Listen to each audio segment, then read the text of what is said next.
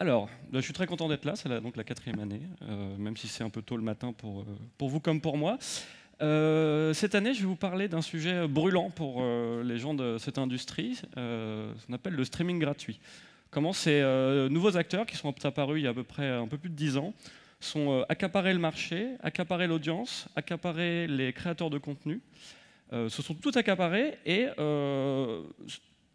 ce sont des acteurs très décriés, mais qui peuvent, en tout cas pour moi, euh, créer une porte de sortie finalement pour la crise que traverse cette industrie depuis 10 ans, depuis leur arrivée en fait. Alors, je vais me présenter, je m'appelle Stéphane Desaulnois, même si on l'a déjà fait il y a 30 secondes. Je suis fondateur et créateur d'un site qui s'appelle Le Tag Parfait, qui est un site qui décrypte ce qu'on appelle la culture porno. On a lancé ça il y a 8 ans maintenant, donc on est encore là. On est un petit média spécialisé. Je vous invite, peut-être pas maintenant, mais plus tard, à aller visiter le site ou nous rejoindre sur les réseaux sociaux. On va surtout parler de deux verticales. D'un côté, les tubes porno, et de l'autre, la Sexcam Premium. Si certains étaient là il y a 4 ans, j'avais bien décrypté ce qu'était la Sexcam Premium, mais on va revenir dessus. Donc, je vais vous expliquer l'historique de ces deux verticales, de ces deux acteurs économiques, comment ils fonctionnent et comment ils en sont arrivés là. Donc on va commencer par les premiers, ceux que vous connaissez certainement, ce qu'on appelle les tubes porno. Donc les tubes porno, c'est assez simple, ce sont des plateformes gratuites de partage de vidéos porno.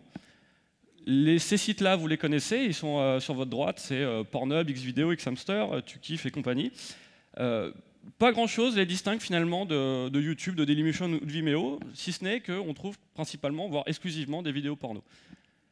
Ils prennent naissance en 2006. 2006, c'est juste un an après l'arrivée de YouTube. Donc c'est vraiment très, très très proche. Le premier tube porno, c'est Xtube, c'est en février 2006. Ils se lancent dans un premier temps sur du contenu qui est volé. Parce qu'on peut être naïf et penser que les utilisateurs envoient leur fond de disque dur pour partager des vidéos. Mais on peut aussi se demander si ce ne serait pas les propres plateformes qui envoyaient eux-mêmes des vidéos. Au tout début, il n'y a pas de vidéos créées spécialement sur ces sites-là. Ça reviendra bien après. Il faut tordre le cou à quelque chose, c'est que les gens ne font pas du porno amateur et le distribuent comme ça sur des sites qui font des dizaines de millions de visites. Ils ne le font pas gratuitement, ils vont le faire après s'ils sont payés. Ces sites-là ont un statut d'hébergeur, exactement comme YouTube. C'est-à-dire qu'ils ne sont pas responsables du contenu qui est uploadé par les utilisateurs. Je vais vous expliquer après fondamentalement pourquoi ces sites, contrairement à ce qu'on peut entendre dans la presse, sont totalement légaux. Parce qu'ils sont exactement sur la même juridiction que YouTube et la plupart des grandes plateformes finalement. Il faut attendre finalement dès 2009, enfin, seulement 2009, pour voir comment c'est arrivé des partenariats avec les acteurs traditionnels de ce milieu-là, du porno, c'est-à-dire les studios, ceux qui créent vraiment du contenu, avec un système de partenariat de type promotionnel. Vous mettez vos vidéos, on vous donne un espace publicitaire, un espace pour faire de la pub pour votre site, et on partage les revenus générés par cette publicité. Le business model de base de ces sites-là, c'est comme YouTube, comme partout quasiment sur Internet, c'est la publicité quasiment à 99%. On verra aussi qu'il y a des choses qui sont en train d'arriver, il y a du payant, il y a des formats un peu à la Netflix qui arrivent et qui sont en train aussi de changer pas mal le secteur. Évidemment, si vous proposez des vidéos porno gratuites, sachant que le porno n'est pas quelque chose d'essentiel dans la vie des gens, n'a pas un rôle social comme je sais pas, le cinéma. Alors évidemment, le succès est immédiat. Les gens n'ont pas envie de payer pour du porno, et encore moins une génération plus jeune. Qui dit succès, dit trafic exceptionnel. On est vraiment sur des sites qui font énormément de visites, mais qui vraiment ont grignoté tout le marché. Tout ça est rendu possible grâce à ce qu'on appelle la DMCA, ce qui régit plus ou moins le droit d'auteur dans le numérique aux États-Unis depuis 1998. Et c'est là-dessus que se basent la plupart des plateformes. C'est-à-dire que les plateformes ne sont pas responsables du contenu, sinon ça seraient des éditeurs, ils sont juste hébergeurs. Ce qui se passe, c'est que si une vidéo est uploadée et la personne qui l'upload n'a pas les droits, il suffit en fait pour l'ayant droit de signaler la vidéo, remplir un formulaire DMCA, exactement comme sur YouTube, et la plateforme est dans l'obligation de faire retirer la vidéo. Si elle ne fait pas retirer la vidéo, elle pourrait être considérée comme éditrice, du coup être responsable du contenu volé. C'est vraiment là-dessus que se basent ces tubes. Sans ça, ils ne pourraient pas exister. Et pour moi, il n'y a aucune différence entre un YouTube et un YouPorn. Pour moi, c'est pareil. se base aussi sur un business model qui est la publicité. Beaucoup de publicité, sur un marché qui est assez faible. Le marché de la publicité en ligne pour le porno n'est pas quelque chose qui... Enfin, le coût d'achat est très bas. Par contre, ce sont des sites qui font énormément de vues. C'est-à-dire que vous prenez un site comme Pornhub. Pornhub fait 80 millions de visiteurs par jour. 80 millions, un visiteur va regarder à peu près une dizaine de pages. Sur chaque page, il y a à peu près 7-8 pubs. Donc faites le calcul. Assez rapidement, si vous connaissez le prix du marché, on est sur à peu près des plateformes qui font entre 200 et 400 millions de dollars par an, avec assez peu de coûts de fonctionnement, si ce n'est la bande passante. De l'autre côté, on a ce qu'on appelle la Sexcam Premium. Donc ça, c'est quelque chose qui est assez différent. On est toujours sur un produit, on va dire, porno, mais on n'est pas exactement sur la même chose. La Sexcam Premium, elle naît en 2007, et elle est à l'opposé en fait, de ce qu'on appelle la Sexcam privée, type Live Jasmine, où la nudité n'est pas publique. Sur ces plateformes, les shows sont gratuits, sont publics, et avancent seulement avec un système de pourboire. Sur ces plateformes, à peu près 95% des gens qui vont regarder ces lives ne vont pas payer. Les 5%, donc sur un système freemium, va suffire en fait à faire avancer les shows, et va suffire à payer les modèles et à faire fonctionner la plateforme. Mais c'est pas tout. On est aussi sur des plateformes qui font énormément de trafic. Donc il y a aussi beaucoup de pubs sur ces plateformes. Moins que dans les tubes porno, mais quand même, c'est pas négligeable pour des sites comme Chaturbate ou Camphor qui génèrent à peu près entre 100 et 300 millions de visites par mois. On est sur un succès qui est un peu moins immédiat que le porno, puisqu'on n'est pas sur un produit aussi frontal et évident. C'est que le live est quelque chose un peu plus social, un peu plus long, c'est une autre temporalité. Mais ça marche quand même assez bien, surtout que la plupart des gens ne payent pas. Et on est aussi sur un trafic assez important. Voilà, ça c'est Chaturbate qui est le leader actuellement du live gratuit. Pour vous expliquer le fonctionnement assez simple, vous avez une modèle qui est pour l'instant habillée, mais parce que je vous ai pris une photo, une copie d'écran où vous n'étiez pas nu. Ça a été un peu difficile, mais j'ai réussi. À droite, vous avez ce qui est très important, vous avez le chat, la chat room, où les gens discutent. C'est vraiment essentiel sur ces plateformes-là. Discutent et mettent aussi ce qu'on appelle des tokens, des pourboires sur le live pour faire avancer les shows. Et vous avez aussi une très belle pub sur votre droite pour vous montrer que même, alors que si vous voyez en haut à droite, je suis logué sur mon compte, même si là j'ai pas de token, mais normalement j'en ai, même en ayant, j'ai le droit à avoir de la publicité. On est sur deux verticales qui sont à peu près les mêmes finalement. Les deux sont gratuites, les deux ont une audience assez massive. Les deux se basent, pas essentiellement pour la Sexcam, mais quand même sur la publicité. Les deux peuvent être soit très rentables, soit potentiellement très rentables. Le ticket d'entrée pour la Sexcam est un peu plus difficile que pour les tubes porno, mais ces acteurs gagnent très bien leur vie. Et les deux mettent en péril en fait un marché traditionnel. Les tubes porno ont saboté le business classique du porno en le détruisant les 2/3 de sa valeur. Pour la Sexcam, c'est un peu différent. Comme on n'est pas exactement sur le même produit que sur la Sexcam dit privée ou traditionnelle, elle menace, elle met pas en péril, pour l'instant elle menace, mais les acteurs traditionnels commencent vraiment à avoir un peu peur parce que ils ont une concurrence qui est considérée pour eux un peu déloyale. Où on en est en 2018 ?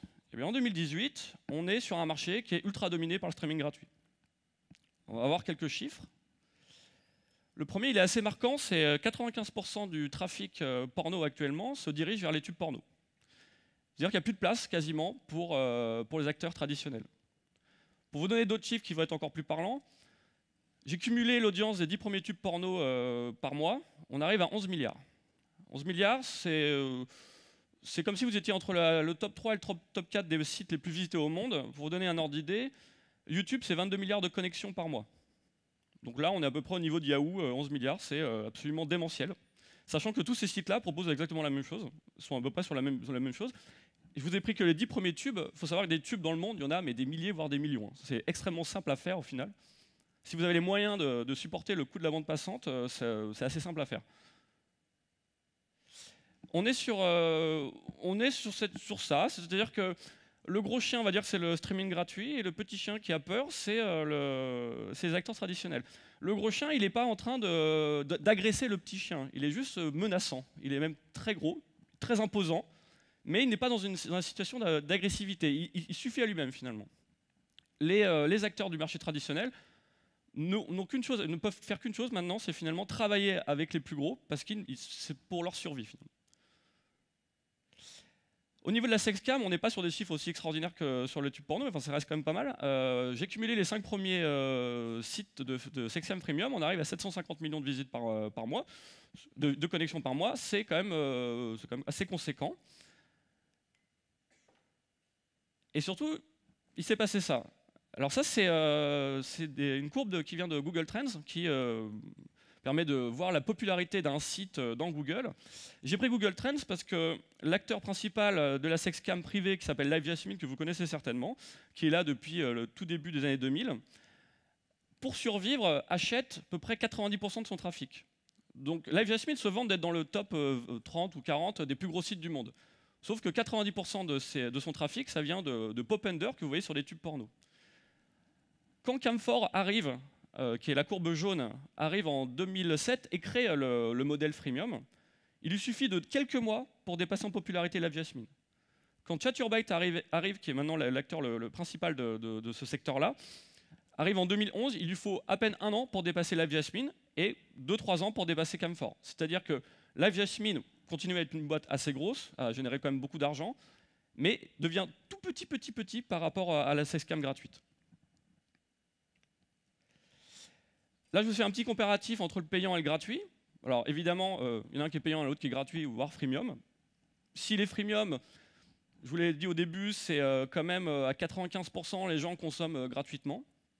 Il y en a un qui a un marché qui est en baisse, en forte baisse. C'est-à-dire, pour donner un ordre d'idée, l'industrie porno générait, on estime à 8 milliards de chiffre d'affaires, et ça c'est les vrais chiffres, hein, c'est pas les chiffres que vous allez entendre, des 150 milliards, ça n'existe pas, c'est plutôt 8 milliards à la bonne époque, avec la bonne époque d'Internet. Maintenant on est plutôt sur 3-4 milliards, voire en dessous. A l'inverse, le streaming gratuit capte complètement l'audience, dans tous les sens, vous l'avez vu, 95% du marché. Le payant a de plus en plus de mal à vendre, surtout encore plus à une génération qui s'est biberonnée au tube porno, c'est-à-dire les 18-35 ans ne sont pas prêts à payer, n'ont pas envie de payer, donc ils ont vraiment du mal à vendre. A l'inverse, le streaming gratuit, lui, n'a 9 ans rien, finalement, à part son audience, donc c'est un marché qui marche tout seul. Il y a une chose qui est assez importante pour la suite, c'est que les plateformes payantes sont des plateformes rigides. On ne peut pas les utiliser, c'est-à-dire que vous avez des plateformes de vente classiques, vous ne pouvez pas les utiliser comme un outil. A l'inverse, le streaming gratuit, que ce soit dans les tubes porno ou dans la webcam, sont finalement des outils pour générer des revenus pour des modèles, des indépendants. D'un côté, vous avez le payant qui est finalement complètement dominé par le gratuit, et de l'autre, des acteurs qui ont été très décriés et qui sont toujours très décriés, qui deviennent finalement des piliers assez forts de l'industrie. Et c'est un peu ma théorie, c'est que vont créer une porte de sortie et vont redonner finalement un peu d'air à cette industrie.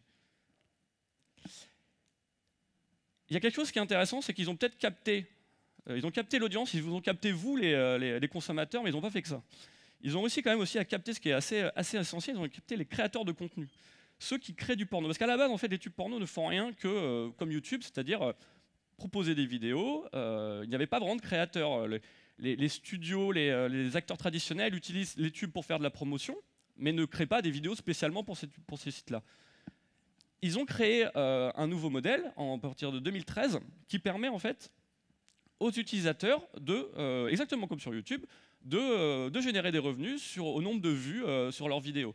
C'est-à-dire qu'à l'heure actuelle, ce qui se passe sur YouTube avec Norman, Squeezie et Cyprien, vous avez à peu près la même chose qui se passe sur Pornhub avec des Danny Kamori, Léo Loulou et compagnie.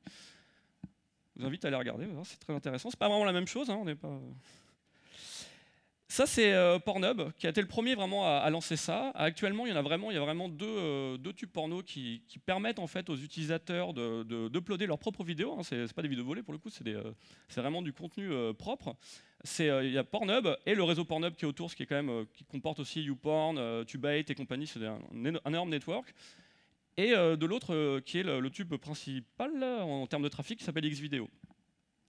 Je vous ai dit en préambule que les gens ne sont pas exhibes comme ça gratuitement juste pour montrer leur sextape. C'est-à-dire que s'il n'y a pas quand même une carotte à la fin, s'il n'y a pas un peu d'argent, ils ne vont pas le faire.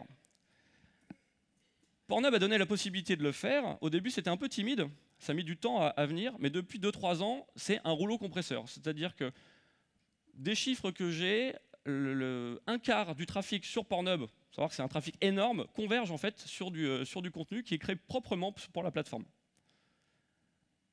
De l'autre côté, vous avez la sexcam. Ça, c'est la promesse de base de la webcam. Pareil, si vous ne donnez pas d'argent, les gens ne vont pas s'exhiber. Ça n'existe pas. Ça peut exister dans des coins très libertins où des communautés exhibent, mais la plupart des gens ne vont pas s'amuser à se mettre nus devant des milliers de personnes gratuitement.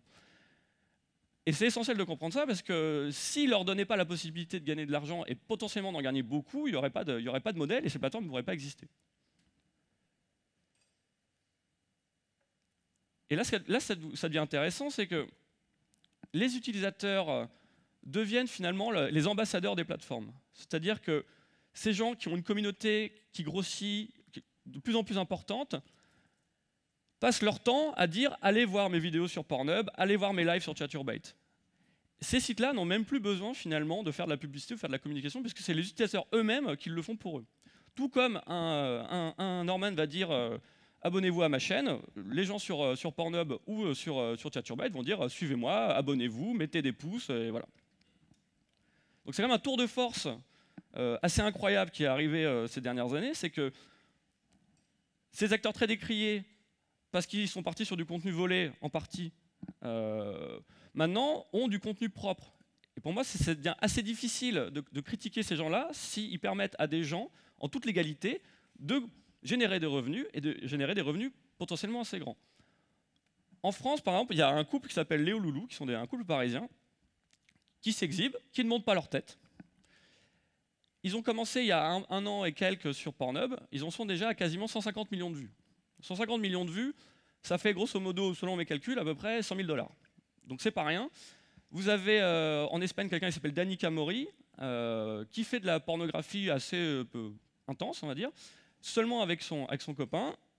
C'est des gens qui ne seront jamais dans le circuit traditionnel de la pornographie. C'est pas des gens qui travaillent avec des réalisateurs, c'est des gens qui font des vidéos chez eux, sous une sorte de sextape. Dani Camori, actuellement, elle fait 350 millions de vues sur Pornhub. C'est assez démentiel, surtout en juste un an. Voilà une petite frise chronologique de ce qui s'est passé pour montrer vraiment la montée en puissance des tubes et aussi de la sexcam, et les deux finalement commencent à être liés. En 2006, vous avez le lancement des plateformes, le lancement de l'offre gratuite. Avant 2006, si ce n'est sur des sites de torrent ou en peer-to-peer, vous n'avez pas de porno gratuit, c'était juste porno vraiment promotionnel, ça n'existait pas. Donc pour les utilisateurs, les consommateurs, c'est une révolution. Vous arrivez sur une plateforme, il y a des centaines, des millions de vidéos porno gratuites, on ne vous demande rien. C'est vraiment, ça a pris tout de suite, quoi. En 2009, vous avez les premiers contrats, enfin pas vraiment des contrats, mais des premiers deals qui se font avec des studios, ce qui fait qu'à partir de 2009, ces plateformes sortent un peu du 100% entre guillemets illégal pour commencer à faire des deals promotionnels et se mettre à peu près dans les clous. Malheureusement, c'est un peu un système mafieux dans le sens où on leur dit soit vos contenus vont être volés jusqu'à la fin, soit vous travaillez avec nous et vous nous filez une partie de vos vidéos promotionnelles et vous faites de la pub, et en plus de ça, on se partage les revenus. C'est un petit peu particulier comme façon de faire, mais en tout cas, c'est comme ça que ça se passe. En 2013, on a l'arrivée des contenus partenaires, des programmes partenaires, exactement comme sur YouTube. On a en 2015 l'arrivée aussi d'offres premium, mais qu'on va voir après, qui est une autre offre premium, qui est vraiment une offre à la Netflix, à la YouTube Premium, voilà, qui n'est pas basée sur la pub, mais qui est basée sur un abonnement. Avant, il y avait des offres premium, mais c'était des offres un peu bullshit, où il n'y avait rien de plus qu'un fond de catalogue. Là, ils ont réussi vraiment à draguer, comme ils ont dragué les indépendants et les modèles, ils ont réussi à draguer finalement les acteurs traditionnels de cette industrie en leur proposant de générer aussi des revenus sur leurs vidéos. En 2017, on arrive à l'intégration de la sexcam, puisque en fait, les tubes porno s'essayent de s'accaparer le marché au maximum. Vous avez par exemple Xhamster, qui est un des plus gros tubes et un des sites les plus vus au monde, qui a complètement créé un site de live premium qui s'appelle StripChat, qui est complètement intégré à la plateforme et aussi à part. Sur Pornhub, on a à peu près la même chose, même si ça reste une marque blanche, et ils n'ont pas encore réussi à vraiment aller complètement sur ce secteur-là. C'est leur seul échec à mon sens. Et là, on arrive encore à un truc assez merveilleux, c'est sorti il y a 2 jours. Vous avez maintenant sur Pornhub la possibilité en tant que modèle, en tant qu'amateur, en tant que professionnel, de vendre vos vidéos en VOD, exactement quand sur d'autres plateformes qui existent, qui sont des plateformes créées vraiment pour ça, qui font que vendre des vidéos, qui s'appellent Minivid ou Clip4Sale. Pornhub en 2018 devient vraiment un hub où vous pouvez, en tant qu'outil, faire ce que vous voulez. Vous pouvez récupérer l'argent de la publicité, vous pouvez vendre votre contenu, vous pouvez faire du contenu promotionnel. C'est vraiment un outil complet, voire même peut-être plus complet que YouTube. Et là où je trouve magique, et on va commencer des parallèles avec ce qui se passe dans l'industrie, ce qu'on appelle mainstream, donc qui n'est pas adulte, c'est qu'après avoir s'accaparé tout le marché et tout le gratuit, le grand enjeu actuellement depuis 2-3 ans, c'est de faire payer les gens qui n'étaient plus là pour payer. Si vous regardez un peu, vous êtes un peu curieux et vous regardez comment communique la marque Pornhub, tous les efforts sont faits depuis 2-3 ans pour mettre en avant ce qu'ils appellent Pornhub Premium, qui est l'offre premium de Pornhub. Tout converge vers ça. Alors que ce soit sur les cartes cadeaux, ça peut être sur des marronniers, sur la Saint-Valentin, ça peut être des productions, aller voir draguer des gens dans l'industrie du disque pour leur dire voilà, vous pouvez réaliser un porno de 1 heure, d'une super bonne qualité, mais tout ça c'est pour la promotion de Pornhub Premium.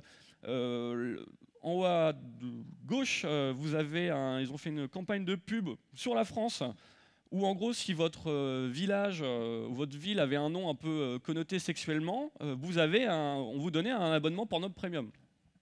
Donc la presse adore ça, donc ils en font la promotion très rapidement, alors que c'est que des petits trucs. Alors qu'est-ce que ça donne Pornhub Premium? C'est exactement aligné sur les... je vous ai caché l'essentiel. On est sur un prix de 10 € par mois, donc c'est équivalent à peu près à Netflix, à Spotify, à Deezer, à YouTube Premium. On ne fait pas que vous enlevez les pubs, parce que ça n'avait jamais vraiment marché. On vous propose vraiment un contenu HD, long, du vrai contenu, plus du contenu volé, entre guillemets, mais vraiment du contenu des studios. Et c'est un produit qui est vraiment, honnêtement, je trouve bien foutu, qui est simple, qui intègre à peu près la partie qui est gratuite, la partie qui est payante. Et à l'heure actuelle, Pornhub se vante, annonce qu'ils ont 2 millions d'abonnés depuis 2015. Alors, ils communiquent, évidemment, comme toute la plupart des plateformes, ils ne communiquent pas sur le nombre d'abonnés actifs, parce que 2 millions, ça ferait quand même beaucoup, mais on peut imaginer qu'on est quand même à plusieurs centaines de milliers. À 10 € par mois, c'est intéressant. Pourquoi c'est intéressant? Parce qu'un utilisateur qui paye génère beaucoup plus de revenus qu'un utilisateur qui regarde des vidéos gratuites. Je me suis amusé à faire un petit calcul sur un site porno. Pour générer l'équivalent de 10 € par mois, il faudrait qu'une personne voit à peu près 100 000 pubs, ce qui fait une consommation assez monumentale de porno en un mois. Et c'est exactement ce qui se passe dans le mainstream, où tous les efforts sont faits chez Spotify, chez Deezer et compagnie, pour avoir des gens qui sont abonnés et pas des gens qui regardent juste, qui contentent juste des pubs. On est vraiment sur exactement le même mouvement. Si Pornhub tient son pari de vraiment faire grossir sa base d'abonnés payants, c'est déjà devenir un acteur incontournable, ça va devenir vraiment essentiel. On ne pourra plus se passer de Pornhub parce qu'ils vont réussir vraiment leur pari de passer du gratuit au payant. Ça c'est possible. Pourquoi? Parce que exactement par rapport à ce qu'ils ont fait en allant voir les indépendants, les modèles, les gens qui faisaient de la pornographie dans leur coin en leur disant bah voilà, mettez vos vidéos sur notre site, ça va générer des vues, ça va générer de l'argent et on se partage les revenus. Ils sont allés voir les studios qui sont pourtant de base très réfractaires à ça. Ils leur ont dit bah voilà, nous, on vous propose la même chose et surtout on vous donne le taux comment vous appelez ça, on vous donne le plus d'argent possible. Ce qui est assez dingue, c'est que un acteur par exemple comme en France, Jackie Michel, qui est en tout cas dans la manière de communiquer, qui est très contre les tubes, voire même assez agressif dans sa manière d'en parler, bah, si vous allez sur Pornhub gratuit, vous ne verrez pas Jackie Michel, si ce n'est des vidéos volées de temps en temps. Si vous allez sur Pornhub Premium, vous pourrez voir qu'il y a 2 chaînes de Jackie Michel, dont une qui est quand même la 20e chaîne la plus populaire. Donc, avec encore cette idée de si on vous donne de l'argent, on peut travailler ensemble, Jackie Michel, ils se disent bon, bah, je vais récupérer quand même un petit peu, et finalement ça marche. Pour l'instant, j'ai fait un petit calcul aussi, on a à peu près plus de 1000 studios différents qui donnent une partie de leur contenu en premium. Et surtout, il y a un mouvement qui est, je trouve, assez spectaculaire, c'est qu'il y a de moins en moins de studios qui mettent leurs vidéos en manière promotionnelle, mais qui le mettent en entier sur la version premium. Alors pourquoi c'est possible? Parce que le RPM, ce qu'on appelle le revenu pour 1000 vues, c'est un peu différent d'un CPM, bon, c'est exactement comme on calcule aussi sur YouTube et compagnie. Le RPM dans la version gratuite est d'à peu près, d'après mes calculs, entre 35 centimes et 65 centimes les 1000 vues. Donc il faut faire quand même beaucoup de vues. Sur la version premium, on est à 45 $. Ça, c'est les chiffres officiels qu'ils m'ont envoyés sur l'année 2017. Donc ça peut être intéressant. Et on commence à voir des gens qui génèrent plus de revenus sur la version premium que sur la version gratuite. Donc l'intérêt aussi des gens, c'est de dire abonnez-vous à Pornhub Premium, vous pourrez voir mes vidéos en entier et en plus vous gagnerez plus d'argent.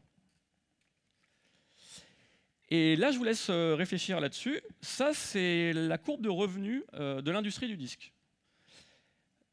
Quand Internet est arrivé, et surtout la DSL, avec l'arrivée aussi du MP3, du peer-to-peer, l'industrie musicale s'est pris une belle gifle et a vu vraiment sa valeur divisée quasiment par deux à peu près en 10-12 ans. Dans un premier temps, quand le streaming est arrivé, les gens dans l'industrie du disque l'ont vu avec un certain mépris, ils n'ont pas voulu travailler avec. Moi, je me rappelle de Pascal Nègre chez Universal qui voulait bloquer le nombre de vues sur le nombre d'écoutes sur Spotify. C'était vraiment on ne veut pas travailler avec YouTube, on attaque YouTube pour du contenu parce que contenu illégal exactement comme sur les tubes porno. Mais progressivement, ils ont quand même compris que c'était peut-être là que ça allait bouger. Et depuis 2 ans, l'industrie du disque retrouve un peu un souffle d'air et commence à espérer potentiellement de revenir sur, grâce au streaming, et en tout cas c'est ce qui se projette, de revenir sur la somme astronomique qu'ils faisaient à la fin des années 90. Parce que l'industrie du disque, on a beaucoup entendu pleurer, mais il faut savoir qu'à la fin des années 90, c'était assez royal chez eux. Tout se passait très très bien. Et là, grâce au streaming, et principalement du streaming gratuit, dont YouTube, ils arrivent quand même à s'en sortir. La question que je me pose, c'est est-ce que finalement, et je finirai là-dessus, est-ce que l'industrie pornographique n'est pas exactement comme l'industrie du disque, en train de se prendre compte que le streaming est vraiment le streaming gratuit et payant est une porte de sortie intéressante? Et comme j'ai l'impression que le porno est en décalage, en tout cas avec cette industrie-là, de à peu près 5-10 ans, je me demande si on n'est pas justement à l'équivalent de l'année 2009, en 2018, on n'est pas à l'équivalent de l'année 2009-2010 dans l'industrie du disque. Et voilà.